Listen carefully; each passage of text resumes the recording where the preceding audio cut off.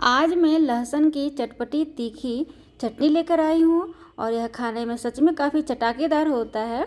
तो मैंने इसमें कुछ अलग तरीके से बनाने का कोशिश किया है जो कि खाने में बहुत ही स्वादिष्ट होता है।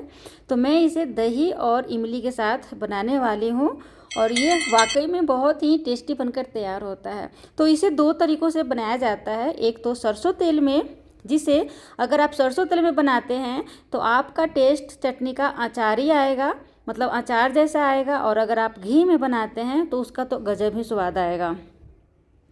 तो सबसे पहले मैंने यहाँ पे क्या किया है कि 1 चम्मच दही लिया है और दही काफ़ी ठीक है तो मैंने इसमें पानी डाल दिया है। दही को काफ़ी पतला कर लेना है, छाछ की तरह पतला कर लेना है, तभी तो जो मिर्ची डालेंगे इसमें सोख करने के लिए तो वो अच्छी तरह से फूल पाएगा ना। इसी कारण से इसे काफ़ी पतला कर लेना है।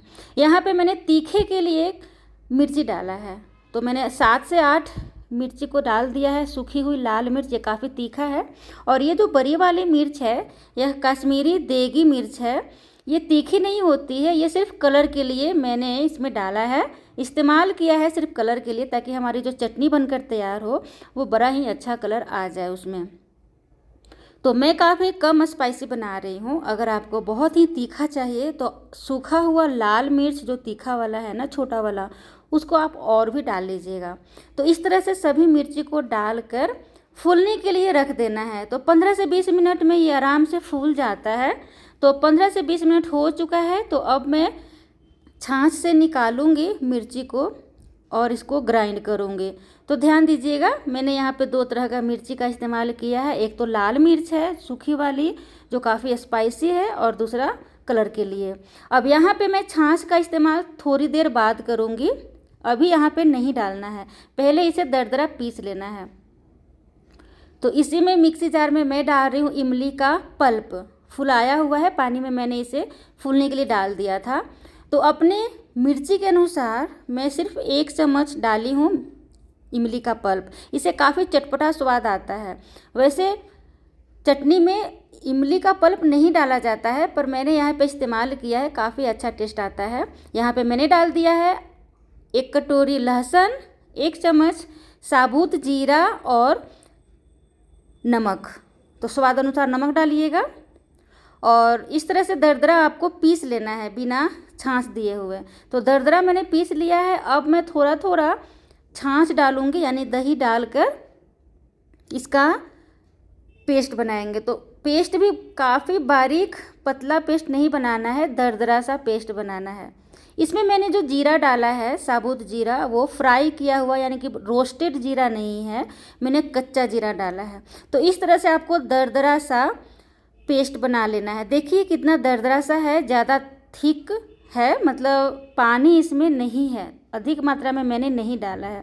यहाँ पे मैंने डाला है घी। तो घी कम से कम मैंने इसमें डाला है आधा कटोरी, मतलब मैं कम घी में बना रही हूँ। आप इसमें अधिक घी भी डाल सकते हैं, जितना अधिक डालिएगा उतना ही स्वादिष्ट बनकर तैयार होता है। तो अच्छी तरह से घी मेल्ट हो चुका है।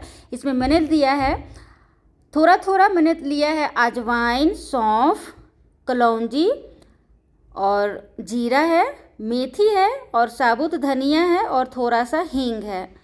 तो ये सभी को पंचफोरन कहते हैं। जब अच्छी तरह से वो तड़क जाए तो यहाँ पे कटा हुआ साबुत मैंने थोड़ा सा लहसुन का इस्तेमाल किया है। तो लहसुन भी काफ़ी बढ़िया से भूरा रंग का हो जाए तब यहाँ पे पीसा हुआ जो हमने तैयार किया था ना लहसुन और मिर्ची का, उसे भी डाल देंगे। और धीमी धीमी आंच पे इसे लगातार चलाते रहिएगा, क्योंकि इसमें छाछ डाला हुआ है। तो अगर आप लगातार नहीं चलाइएगा तो टेस्ट ख़राब हो जाएगा।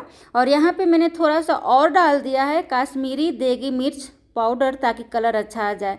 अब चूँकि हमारा दही छाछ बच चुका है तो इसमें आप मत डालिएगा, ख़राब हो जाएगा, क्योंकि ये जो चटनी है ना वो ठीक ही बनकर तैयार होता है और काफ़ी दिनों तक ये चल पाता है। जैसे आप अगर दही डाल देते हैं इसमें एक्स्ट्रा या फिर पानी डाल देते हैं तो आपका 3 से 4 दिन में ये चटनी ख़राब हो जाएगा।